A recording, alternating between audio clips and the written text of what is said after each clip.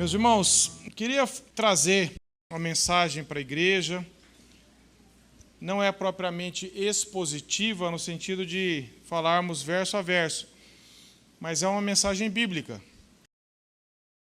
Falar sobre uma coisa fácil, que é o relacionamento conjugal. Né? Fácil. Nós vamos tentar abordar aqui, meus irmãos, algumas, lógico, pequena parte de um assunto tão vasto, né?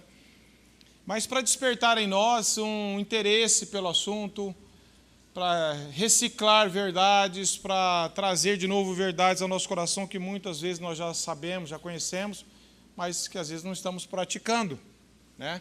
Jesus diz que bem-aventurados sois se praticardes aquilo que ele mesmo tem nos ensinado. Queria ler o texto base nosso, eu não vou trabalhar todos esses princípios, mas é um texto base que é Efésios 5, 22 a 31, que fala sobre o lar cristão. Vamos ler esse texto juntos, depois vamos nos sintonizar melhor sobre o que vamos tratar aqui. Efésios 5, 22 a 31 diz assim a palavra de Deus: As mulheres sejam submissas ao seu próprio marido como ao Senhor, porque o marido é o cabeça da mulher, como também Cristo é o cabeça da igreja, sendo este mesmo Salvador do corpo. Como, porém, a igreja está sujeita a Cristo, assim também as mulheres sejam em tudo submissas ao seu marido. Maridos, amai vossa mulher, como também Cristo amou a igreja, e a si mesmo se entregou por ela, para que a santificasse, tendo-a purificado por meio da lavagem de água pela palavra, para apresentar a si mesmo igreja gloriosa, sem mácula, nem ruga, nem coisa semelhante, porém santa e sem defeito. Assim também os maridos devem amar a sua mulher como ao próprio corpo. Quem ama a esposa, a si mesmo se ama. Porque ninguém jamais odiou a própria carne, antes a alimenta e dela cuida, como também Cristo faz com a igreja. Porque somos membros do seu corpo. Eis porque deixará o homem a seu pai e a sua mãe, e se unirá à sua mulher, e se tornarão os dois uma só carne. Grande esse mistério, mas eu me refiro a Cristo e a igreja. Não obstante, vós, cada um de per si, também ame a própria esposa, como a si mesmo, e a esposa respeite o marido. Meus irmãos, eu não quero entrar em detalhes hoje. Nós já falamos, quando estudamos a carta de Efésios, sobre a submissão da mulher, o amor do marido, propriamente dito, sobre criação de filhos. Hoje eu quero falar sobre, o título que eu dei é Casamento Autoimune, quando os cônjuges causam danos ao próprio casamento. Eu quero trazer alguns princípios bíblicos, algumas verdades que nos desafiam, para que você pense no seu casamento, ou no seu futuro casamento, ou no seu recém-casamento, ou no seu já antigo casamento que você tem há tantos anos, seja você que alguém ainda que está olhando para frente, eu quero me casar, seja você que esteja no casamento há pouco tempo, há meio e há bastante tempo. Existem muitos problemas que afetam a nossa saúde. Agora eu estou falando da saúde corporal. Nós somos atacados por muitas coisas externas do nosso corpo. Um acidente, uma infecção, coisas que nós adquirimos que causam problemas externamente e acabam trazendo prejuízo ao nosso corpo. Mas na medicina, eu não sou médico, eu procurei saber disso de forma bem simples, né? Existe a doença autoimune, que ocorre quando o próprio sistema de defesa do corpo passa a atacar aquilo que devia proteger, causando inflamação e danos crônicos. Então, o próprio corpo entra num sistema ali de atacar o próprio corpo. Essa é conhecida como doença autoimune, de forma bem superficial, né? O problema, nesse caso, não vem de fora. Nós podemos dizer que ele está dentro do nosso corpo. Espiritualmente, meus irmãos, na vida da igreja, acontece isso também. A igreja sempre foi atacada por coisas externas. Perseguição, zombaria, de várias formas. Sempre nesses períodos mais críticos da história, a igreja foi a época que a igreja mais cresceu. Desde o século I, III, a gente vê que o sangue dos mártires era a semente da igreja, né? E Deus, de forma como só Ele faz, quanto mais a igreja era perseguida, mais ela crescia. É Deus operando isso. Mas também, meus irmãos, Paulo combateu de forma específica muitos problemas que surgiam dentro do próprio corpo da igreja. Entre os cristãos, não vinham de ataques de fora, eram problemas internos da igreja. Se nós lemos as cartas de Paulo, como já temos aprendido com outros irmãos aqui também, nós vemos como Paulo foi enfático, combatendo os irmãos se atacando, até se devorando, ele usa essa expressão. Ou de forma com maledicência, ou de forma com fofoca, com inveja, o corpo atacando o próprio corpo, o corpo de Cristo atacando o próprio corpo de Cristo. Ou seja, nós não estamos mais falando de um problema externo, nós estamos falando de um ataque interno. E é isso que é o mais prejudicial para a igreja, é esse ataque interno. Paulo combateu isso de várias formas. Só que no casamento isso também existe. É claro que o casamento sempre foi atacado externamente, porque o casamento é uma instituição divina, Deus que criou o casamento. E tudo que Deus cria, Satanás quer destruir, ele não tem poder criativo.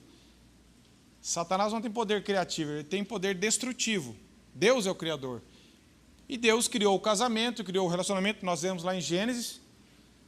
E Satanás, então, ele tentou atacar o casamento de várias formas, e tem feito isso. Atacou externamente, e a partir que o pecado entrou, o ataque também surgiu internamente. Marido e mulher ali começaram a ter problemas de ataque internamente, e vieram os filhos, e a confusão toda a gente conhece porque a gente vive ela também. Muitos casamentos são destruídos por coisas externas, problemas externos, mas hoje eu quero focar no problema interno, quando o marido, que nem nós lemos aqui, marido e esposa, quando se casam, se tornam uma só carne, mas eles se atacam. O ataque vem de dentro. É o casamento autoimune. O que era para estar protegendo, está destruindo.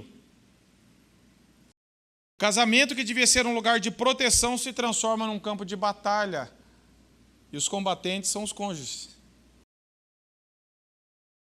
E hoje você fala de casamento. Uma vez eu falando há muito tempo numa igreja, eu falei assim, se eu fizer 2 filas aqui e pedir quem tem uma piada de casamento, fica desse lado. Quem tem um elogio para fazer no casamento, fica desse. Qual fila seria maior? Provavelmente a de piada. Todo mundo faz piada de casamento. Vocês devem ter escutado várias piadas denegrindo o casamento. Porque as pessoas nós temos uma compreensão errada disso. Mas o casamento é uma instituição criada por Deus, não só para os cristãos, para a humanidade, de forma geral.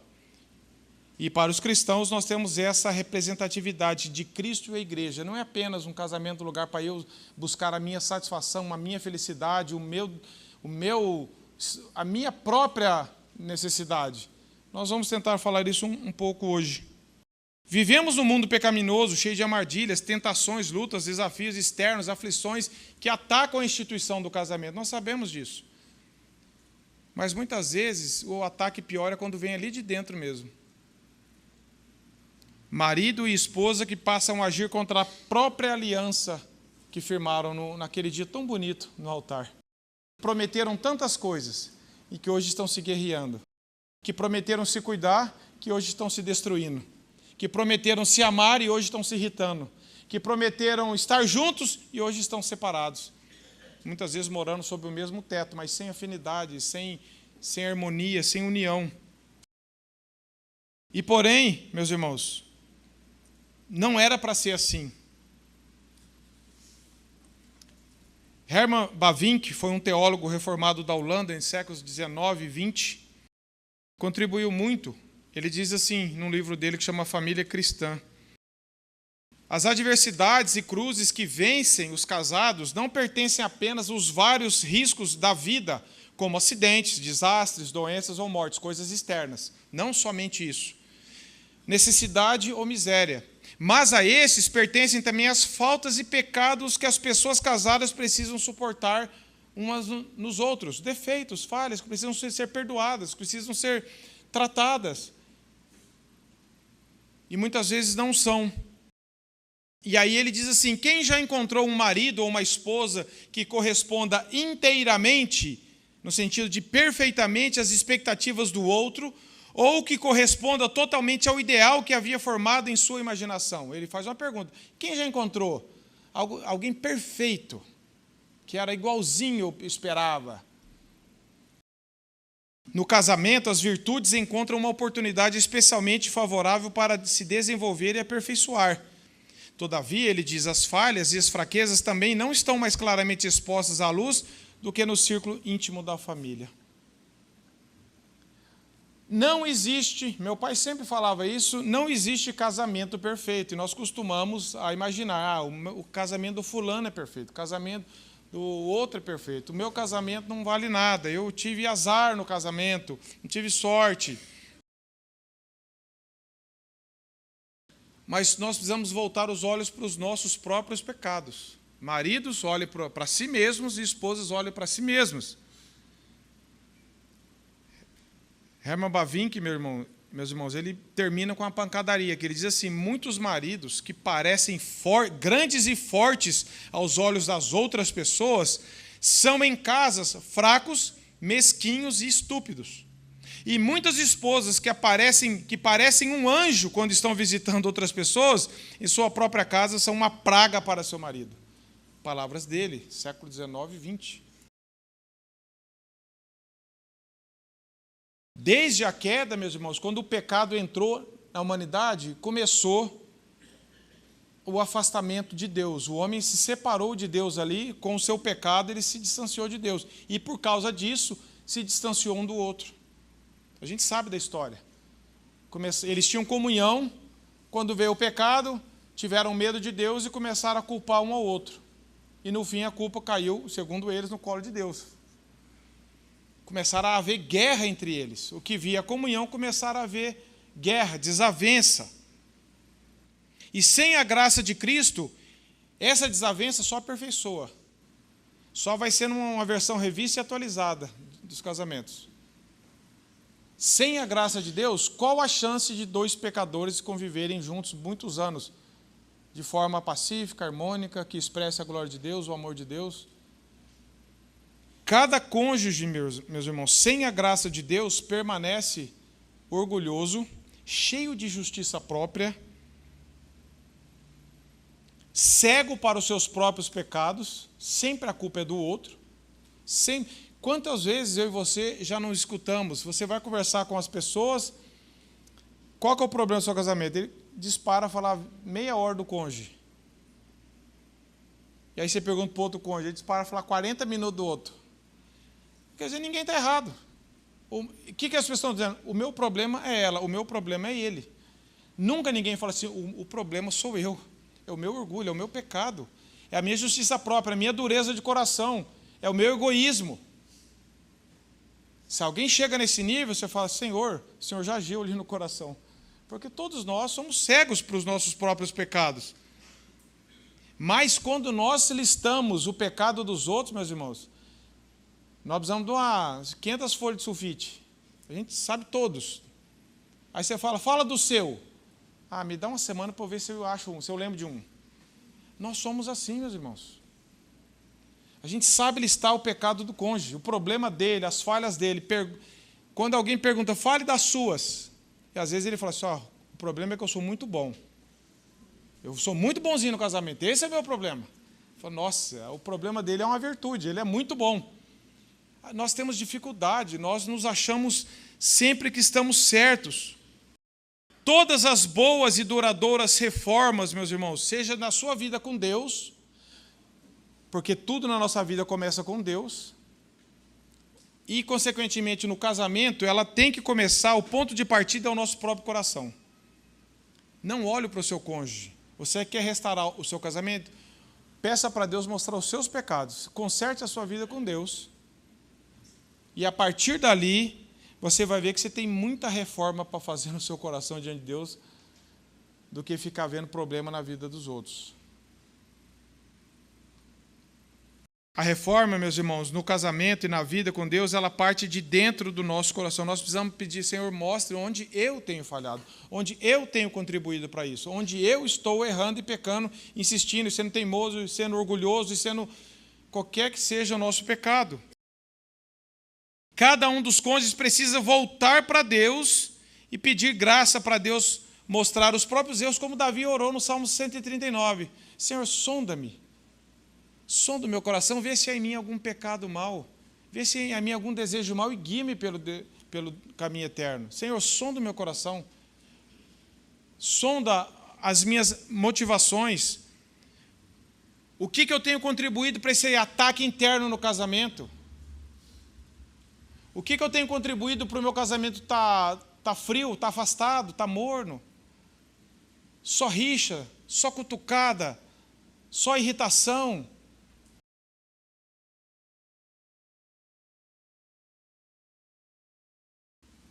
Hoje eu quero ver pelo menos 3 sintomas de um casamento autoimune. Problemas que atacam dentro do relacionamento e que, se não tratados, vai corroendo e vai destruir. O primeiro sintoma, meus irmãos, é a falta de perdão. Quantos casais estão vivendo amargurados um com o outro? Se tolerando no limite do remédio, para não arrebentar com tudo. Feridas não tratadas se tornam armas contra o outro. Colossenses 3, 12 e 13 diz assim: suportai-vos uns aos outros.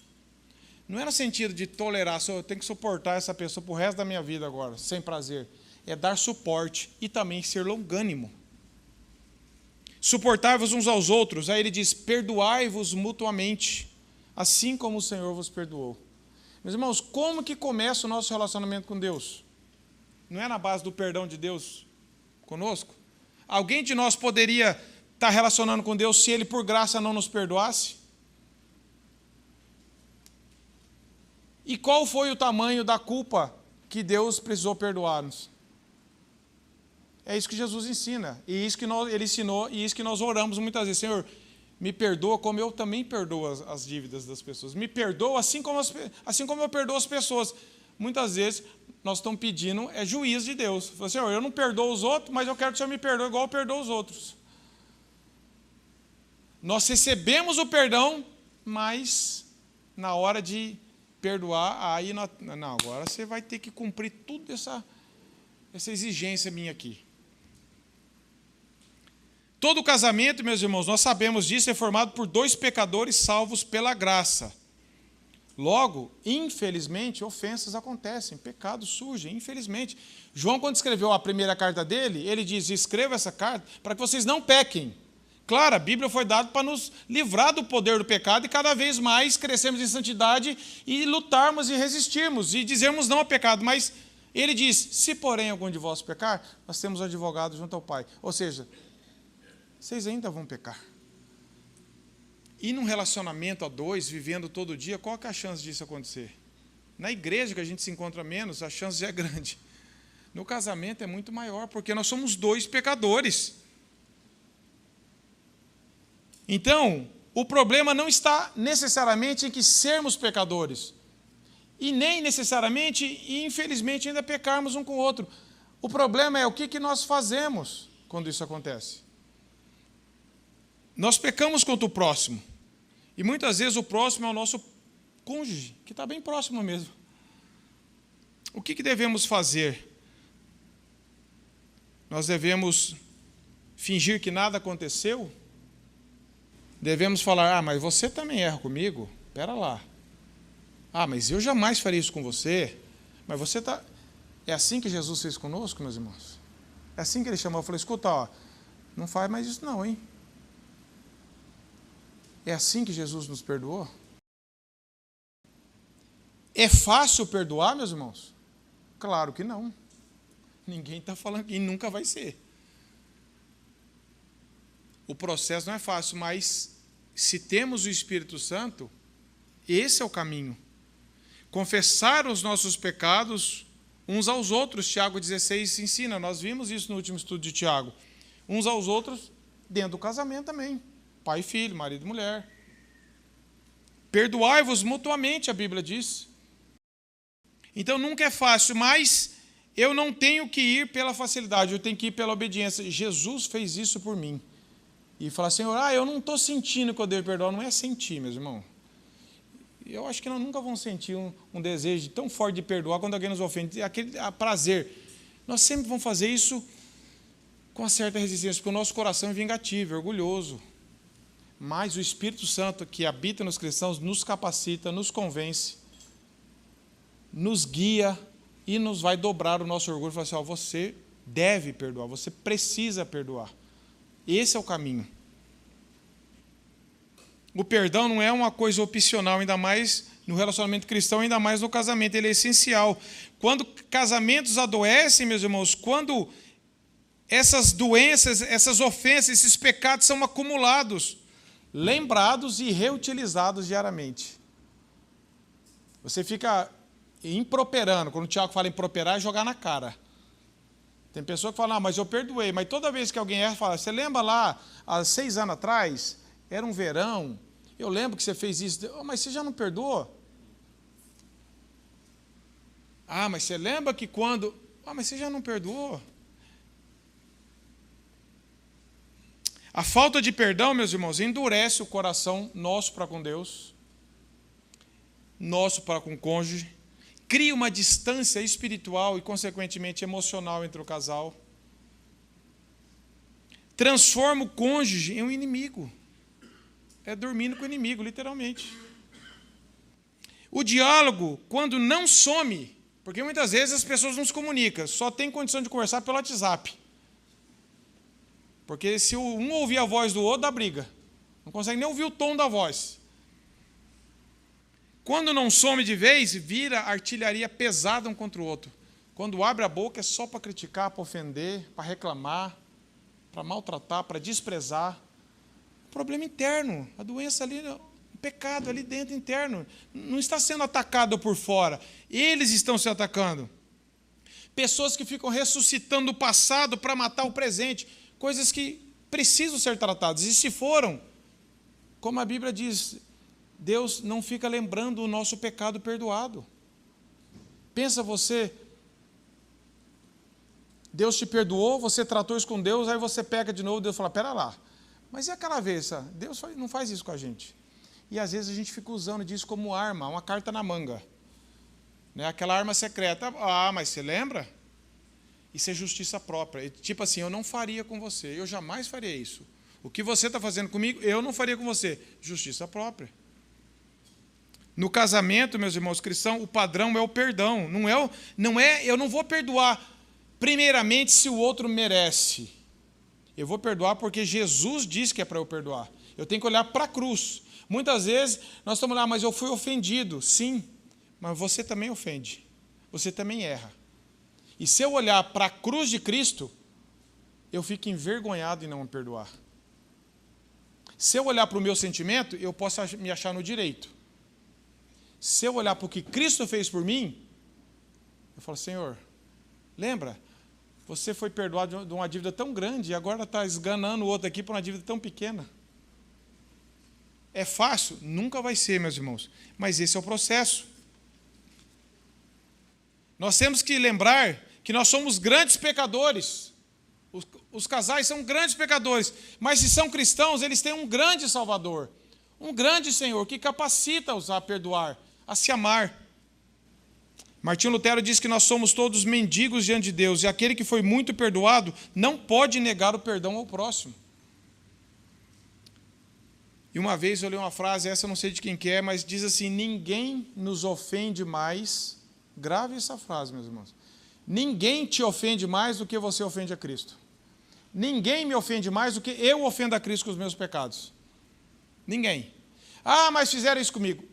A nossa ofensa para com Cristo é muito maior do que qualquer ofensa com que alguém faz conosco, porque Cristo, Deus é santo, nós não somos. Deus é perfeito, nós não somos. Logo, a ofensa com Ele é imensurável. Só que Deus nos perdoou de um pecado, que qualquer pecado contra Deus Nós não temos nem noção da gravidade que é, e Deus nos perdoa em Cristo. Aí quando alguém faz uma coisinha com a gente, fala, agora não, agora você vai pagar. Ah, mas me ofendeu. Pense na sua ofensa com Deus, e Deus te perdoou. Você fala, por que eu não devo perdoar? Vai ser fácil? Não vai. Mas se você é um cristão, ou uma cristã, ore ao Senhor. O Espírito Santo vai nos levar a isso. Alguma aplicação para essa primeira fase, meus irmãos? Pare de colecionar provas contra o seu cônjuge. Pare de usar o passado que já foi tratado e deve ser tratado, perdoado, como argumento e arma para o presente. Onde não há perdão, não há cura, meus irmãos. É uma ferida aberta. É você tentar ficar fazendo curativo em ferida aberta. Toda vez que você vai lá, raspa a casca da ferida. Você fica lembrando.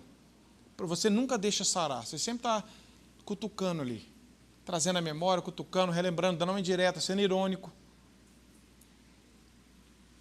Onde não há perdão, não há cura. Casamentos não sobrevivem à justiça sem misericórdia. Casamento e qualquer relacionamento não sobrevive sem misericórdia. Porque nós precisamos da mesma misericórdia que nós devemos oferecer ao próximo. E essa misericórdia só encontra no nosso relacionamento com Cristo, como Ele é misericordioso para conosco, meus irmãos. A confissão e perdão precisam ser práticas constantes no lar, assim como o arrependimento. Eu lembro quando eu estava fazendo o trabalho do curso lá sobre arrependimento, eu nunca esqueci uma frase de Jonathan Edwards. Um puritano, ele diz assim, eu preciso me arrepender do meu arrependimento, que muitas vezes é superficial. E ele diz, o arrependimento é a porta de entrada na vida cristã, porque é a primeira mensagem do Evangelho, e é o caminho. Todos nós precisamos, infelizmente, de nos arrepender. E se no casamento nós não temos praticado o arrependimento, a confissão, não adianta. Nós fingimos que está tudo bem, porque não está. Casamentos nem sempre morrem por um grande problema, mas por pequenas ofensas não tratadas. Cutucões, ironias, disputas, invejas, críticas. Você e eu já fomos em casas de pessoas que você se sente mal. É o tempo inteiro, o cara cutuca a mulher dá uma resposta para o marido, um cutuca, um tira sarro irônico, e ficam se ferroando, e você fica ali. Virou rotina. O hábito deles é ironia, é cutucar, é ofender, é expor o erro do outro, é ridicularizar, é menosprezar. Não sai uma palavra de apoio, de demonstração de carinho, de misericórdia, é só artilharia. É dar um tapinha ali, depois dar uma dedada do olho, depois dar um soco no estômago, vai minando. Até que o casamento rui. Aí você olha a pessoa fala, eu já larguei os pontos. Pode falar o que quiser, já, sabe, ignorou? Pode falar o que quiser, se quiser tirar sarro, tira, se quiser brigar, não, ignorou a pessoa. Isso expressa Cristo e a igreja? Não. Segundo, egoísmo. Outro problema que mata os casamentos, egoísmo. Quando os dois vivem para si mesmos, ninguém é amado. E Cristo não é honrado. Tiago 4:1, de onde procedem guerras e contendas entre vós? De onde, senão dos prazeres que militam na vossa carne? Prazeres pecaminosos. Quando os cônjuges buscam autossatisfação no casamento, a tragédia está anunciada. Eu casei e você vai ter que me fazer feliz. E se você não fizer? Aí o outro também fala. E aí ficam os dois sentados. Vamos ver. Você não faz, você também não me faz. Ou seja, eu casei, o fim do casamento não é a glória de Deus, é a minha satisfação. Eu sou o centro do casamento. O meu desejo tem que ser satisfeito. Você tem que me fazer feliz. É egoísmo ou não é? Eu não estou preocupado com a glória de Deus, eu não estou preocupado em o caráter de Cristo ser trabalhado em mim e eu expressar o caráter de Cristo. Eu estou preocupado com o seguinte, me faça feliz, se vira. Que casamento que subsiste, meus irmãos, num clima de egoísmo assim. Nós não perdemos a nossa individualidade quando nós casamos. Ninguém é anulado quando casa. Mas nós não podemos ser individualistas. É diferente. Nós temos a nossa individualidade. Você continua tendo o seu jeito. Claro que a gente vai aprendendo. Você não precisa se anular. Não é isso. Isso nem é bíblico. Mas nós não podemos ser individualistas, ou seja, é do meu jeito, na minha hora, tem que ser assim. Se não for assim, eu fico bravo. Se não fico... E tem várias formas de chantagear, né? de exigir. Tem aquele que bate de frente, que é grosso, tem o que faz bico, tem outro que faz guerra das palavras. Se vier do meu jeito, também não converso mais, também não quero mais. É tudo manipulação para fazer do meu jeito. O egoísta, geralmente, ele é manipulador, ele quer que as coisas aconteçam do jeito dele. Se não vai na pancada, vai de outra forma. Onde reina o egoísmo, o amor verdadeiro não sobrevive, meus irmãos. Essa que é a verdade. Agora, como que nós podemos nos livrar disso? Somente a graça de Deus pode quebrantar um coração. Todos nós temos esse coração que não perdoa e que é egoísta. Todos nós, na graça de Deus, queremos ser servidos, ser satisfeitos. Temos as nossas necessidades como prioridades. É só o Evangelho que transforma-nos à semelhança de Cristo, que veio para servir e não ser servido. Se não, meus irmãos, não tem casamento que subsiste, a não ser que um se anule para servir o outro. Isso aí não é casamento também. A pessoa fala, não tem jeito, então é melhor eu ficar quieto, assumir, fazer tudo, fingir que está tudo bem. Isso não é casamento. Isso não expressa Cristo e a igreja. Quando esquecemos que nós vivemos diante de Deus, começamos a atacar uns aos outros. Quando você esquece que você vive na presença de Deus e que o seu casamento tem que glorificar Ele, você começa a atacar o outro. Quando eu creio que o fim do casamento é a minha felicidade e não a glória de Deus, eu sou egoísta. Paulo falou aqui que o casamento tem que expressar Cristo e a igreja. Ele não tem que satisfazer as minhas necessidades egoístas. Isso não existe. E quanto mais nós praticarmos a palavra de Deus, mais felizes nós vamos ser no casamento. Uma felicidade bíblica. Um casamento cristão morre lentamente quando Cristo deixa de ser o centro e os dois começam a ocupar o centro. Eu sou o centro do meu casamento.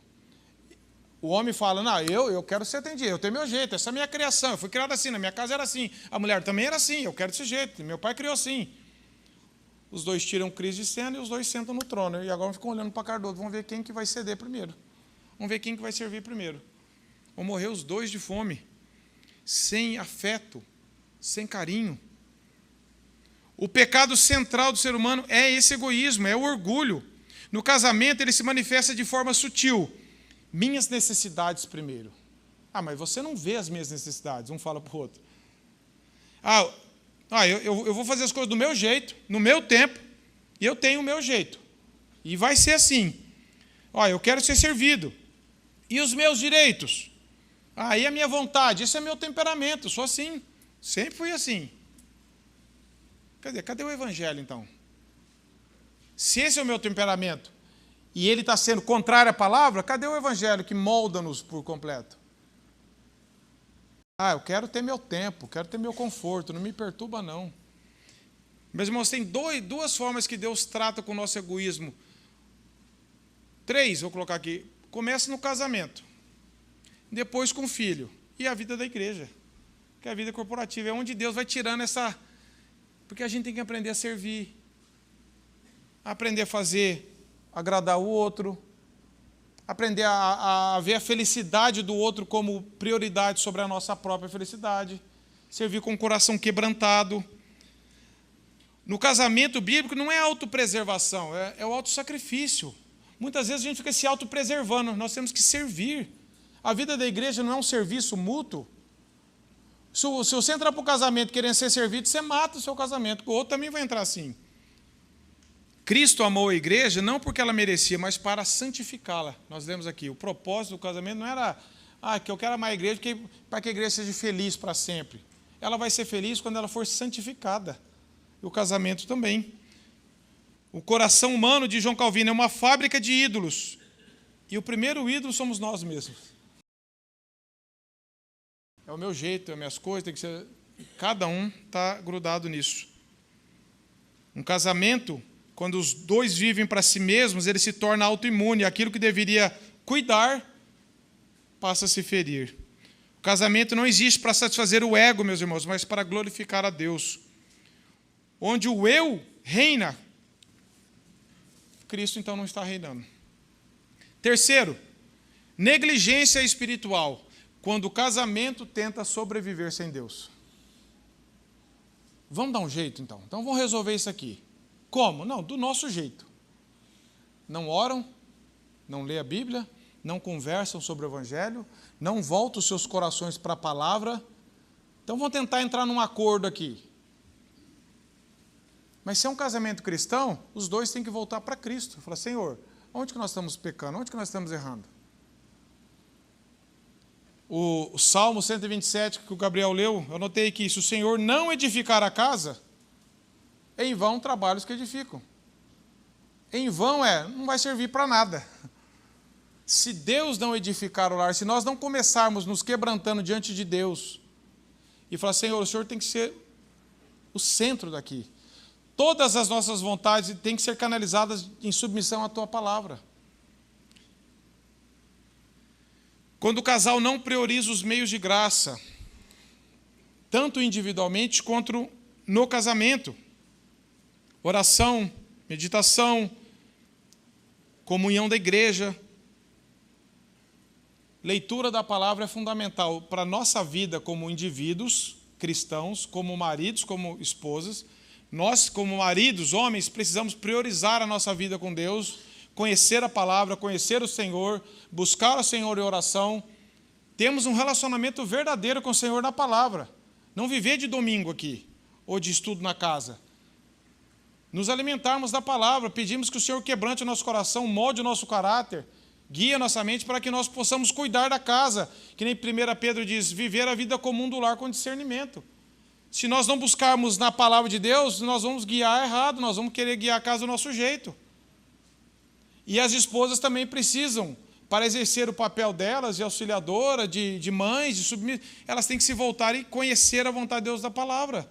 Desenvolver a vida delas com Deus. E isso como casal também. Oração. Meus irmãos, e todos nós falhamos nisso. Eu falho nisso nos 3. Vocês também, possivelmente, eu espero que pelo menos alguém aqui esteja no meu time. Nós precisamos da graça de Deus, meus irmãos. Não tem ninguém que cumpre nenhum desses 3. A gente poderia falar muitos outros. Mas é a nossa realidade. E os casais que não... Olha só como é a sequência. Eu, individualmente, não busco a Deus. A esposa também não busca a Deus. Consequentemente, não vão buscar a Deus juntos. Consequentemente, vão se afastar da igreja.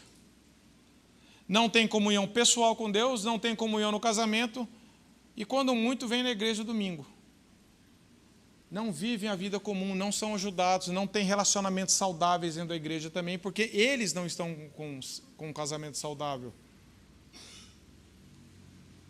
Então, essa negligência, tentar resolver as coisas, negando a prioridade que é a palavra de Deus, que é nos voltarmos para Deus, é insano.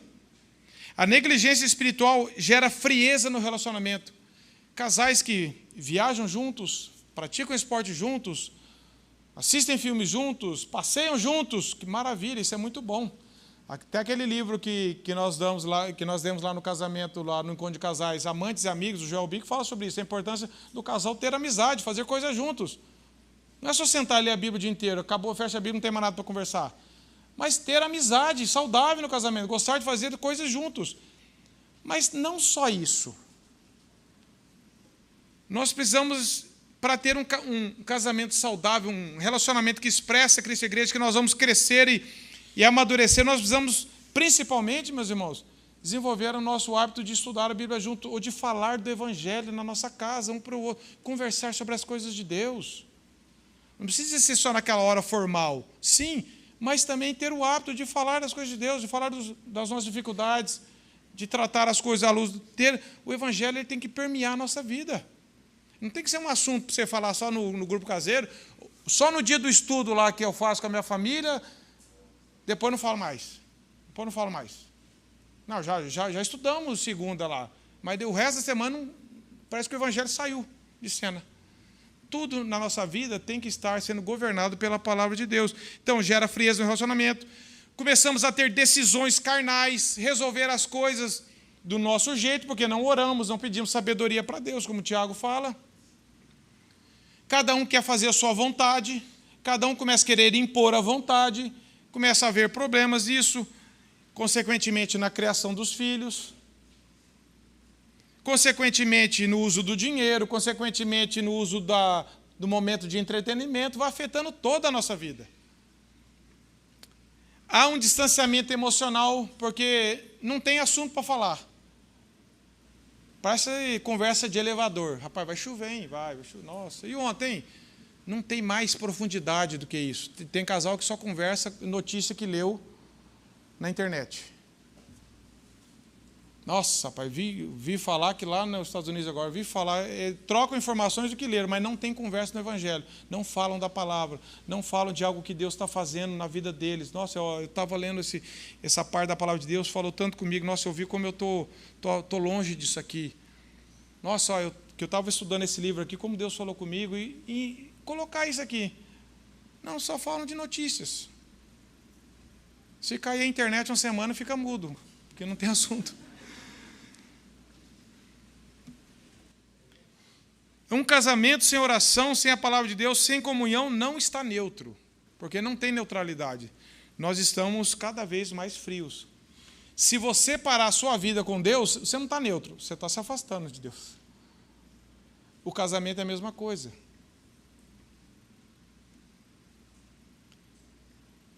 Casais que não oram juntos, brigam muitos juntos. Brigam muitos. É impressionante que às vezes você vai conversar, você vai ouvir, você vai ver. Só falam de confusão, de briga. Você fala, escuta, vocês são casados mesmo ou vocês são vizinhos que vieram resolver problema aqui? Como que consegue conviver? Não tem prazer no outro, só briga, só confusão, só espetada, só acusações. Aí você vai, puxa. Não, ambos estão negligenciando. Podem apresentar uma espiritualidade falsa. Não, eu leio a Bíblia todo dia. Lê para querer aplicar na vida do outro.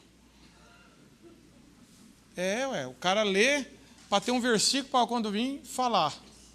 Mas a Bíblia é como um espelho, ela tem que mostrar os nossos pecados. Um casamento autoimune não é destruído muitas vezes nem por coisas externas, meus irmãos, é por essas coisas e tantas outras. Falta de perdão, egoísmo, negligência espiritual. Mas existe solução, meus irmãos.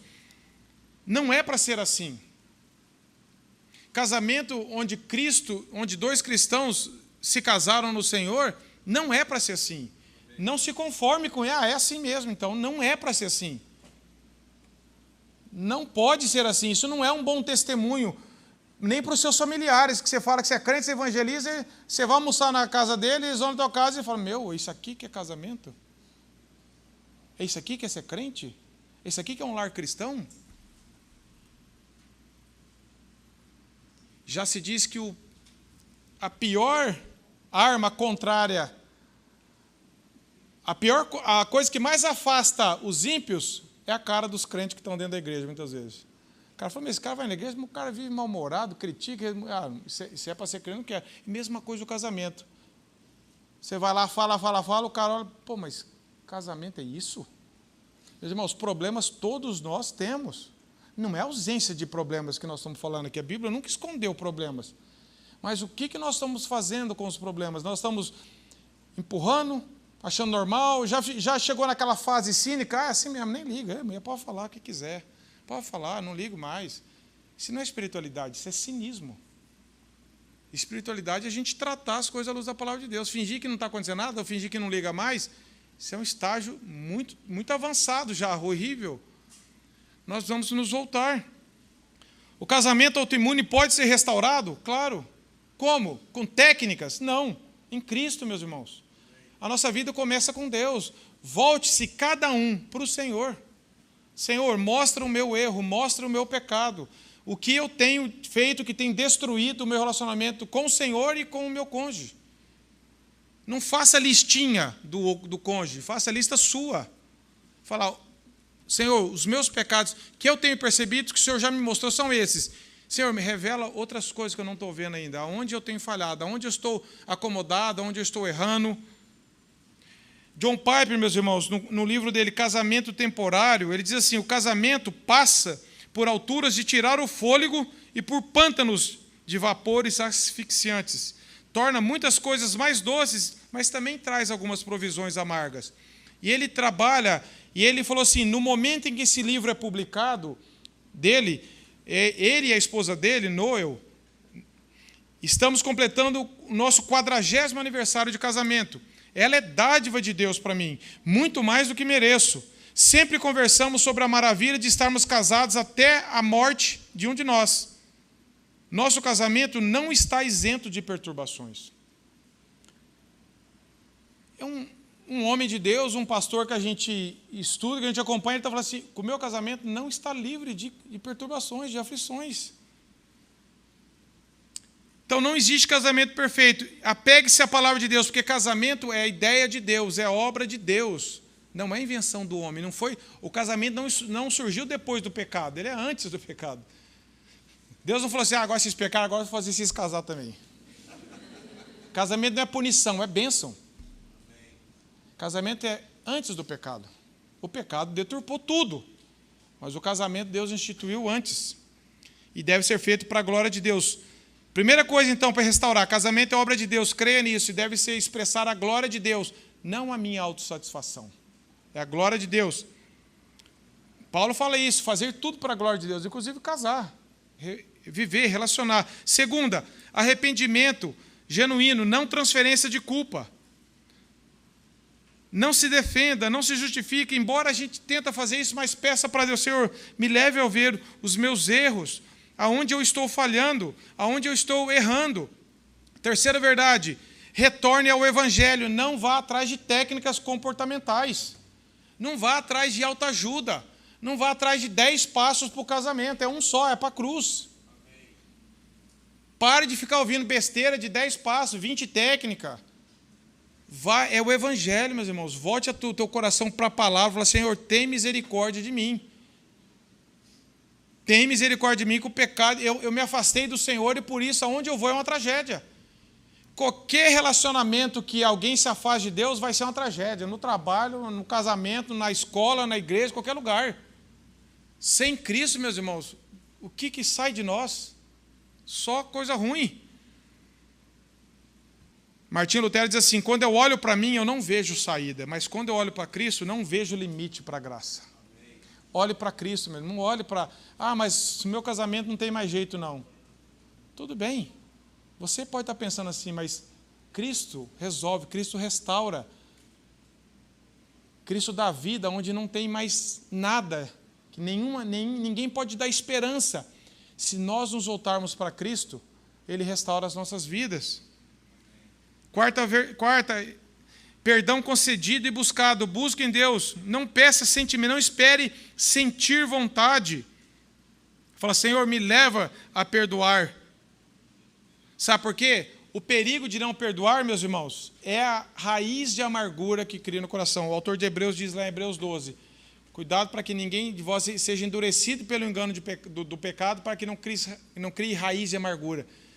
O pecado não confessado, não tratado, ele vai enraizando e vai afundando e vai erradicando e vai criando um monte de problemas subsequentes. Você e eu conhecemos pessoas que não se toleram, estão vivendo, não se toleram, meu irmão. Não aguenta ouvir um olhar para a cara do outro, não aguenta conversar, um ignora o outro. 5 anos de casado, 10 anos, 30, 50 anos de casado. As pessoas não se toleram e são cristãs. Sou crente, vou na igreja. Mas como assim vai viver a vida inteira assim?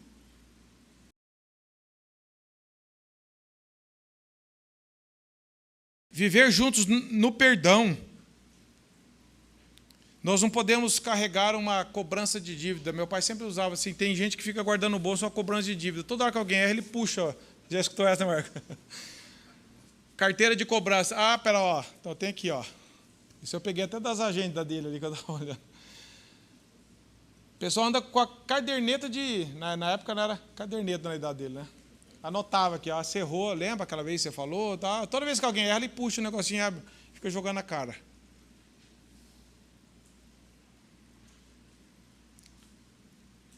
O perdão quebra o ciclo do ataque. Quando você não perdoa, você está tomando veneno e torcendo para o outro morrer. É isso que acontece. Essa frase é eu não vou falar para não errar, mas não é minha. Quando você não perdoa, você toma veneno e você quer que o outro morra. Quem que vai se dar mal? É você mesmo. E tem uma frase que, uma das punições antigamente que as pessoas, quando elas assassinavam alguém, elas pegavam o cadáver e amarravam na pessoa. Você vai ter que carregar o defunto agora que você matou, apodrecendo em você. Quando você não perdoa, é a mesma coisa. Você anda com aquela pessoa que você não perdoa, ela tá, onde você vai, ela tá fedendo em você. Ela está te fazendo mal. E você não se livra dela. E você acha que você é feliz vingando. Outra frase que eu lembro aqui: quer ser feliz por um minuto? Vingue-se. Quer ser feliz para sempre? Perdoe. A vingança, ela dá um prazer, porque o pecado dá um prazer, só que ele é momentâneo e é um prazer pecaminoso. Senão ninguém vingava. E já se diz que a vingança é muito mais atraente, por isso que tem o filme Os Vingadores e não Os Perdoadores. Mas, biblicamente, é os perdoadores. A nossa história tem que ser os perdoadores. Muitas vezes nós somos os vingadores. É igual a história de Lameque, né? Eu matei porque pisou no meu pé. Cutucou, eu mato. Não, mas eu sou crente, sou evangélico. Vixe, sou crente, vou na igreja todo domingo. Mas está cheio de gente agarrada nele que ele não perdoa. Matar o pecado perdoando em Cristo é o caminho para preservar a comunhão. Vou ler mais uma do John Piper aqui. Ele diz assim: estou ciente de que se espera de todos os cristãos e não apenas dos casados que hajam assim em todos os relacionamentos. Espera-se de todos nós, casados ou solteiros, que vivamos sempre pelo perdão, pela justificação e pela graça toda suficiente de Deus, assim como que apliquemos isso a todos os outros em nossa vida. Todavia, o casamento foi planejado para ser uma manifestação singular da graça, da aliança de Deus, porque, diferentemente de todos os outros relacionamentos humanos, o marido e a esposa estão ligados pela aliança no relacionamento mais íntimo possível por toda a vida. E se não for pelo perdão, meus irmãos, como que vai ser? E por último, morte do ego e retomada do serviço mútuo. Cristo, que tinha todo o direito, se esvaziou. Nós que não temos direito nenhum, nos inchamos. Confesse a Deus: Senhor, o meu ego tem que ser transformado. Tem um livrinho, Ego Transformado. Senhor, eu sou muito egoísta. Eu sou muito cheio de mim mesmo, Senhor. O casamento adoece quando os dois competem um com o outro. E ele é restaurado quando os dois dobram os joelhos e se rendem a Deus. É assim que acontece. O amor conjugal floresce quando ambos se esforçam mais para dar e buscar a Deus do que para receber. E a outra, por último, reconstrução da verdade. Casamentos sem a palavra de Deus não tem como ser sustentado na verdade, na santidade, porque não vai haver oração, não vai haver temor, não vai haver perdão, não vai haver santificação, não vai haver nada. Lares fortes, diz John Knox, nascem de joelhos dobrados e não de posturas em pé, arrogantes, mas nascem de joelhos dobrados. Comece com pequenos passos, meus irmãos. Ore para Deus mostrar o seu pecado. Nós somos tendentes agora a pensar no cônjuge. Fala: Senhor, mostre o meu pecado. Aonde eu tenho matado o meu relacionamento. Com certeza, Deus vai falar assim: você já está me abandonando. Você já está tratando a sua vida comigo no piloto automático. E você vai ser restaurado a sua comunhão com Deus primeiro, porque tudo na nossa vida começa com o nosso relacionamento com Deus. Por isso que Deus disse: ame o Senhor de todo o teu coração. E as outras coisas vão ser ajustadas na ordem certa.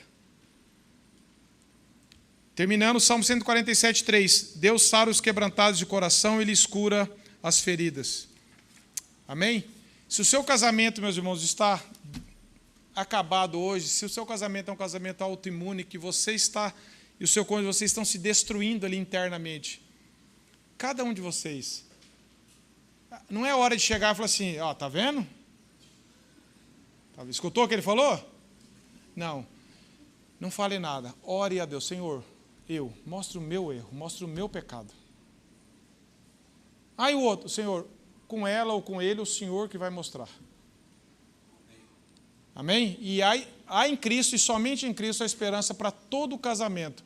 Por mais que esteja destroçado e sem esperança, Deus restaura, meus irmãos. A graça de Deus vai além do que nós podemos imaginar. Ela já foi na cruz. E na nossa experiência diária ela também vai.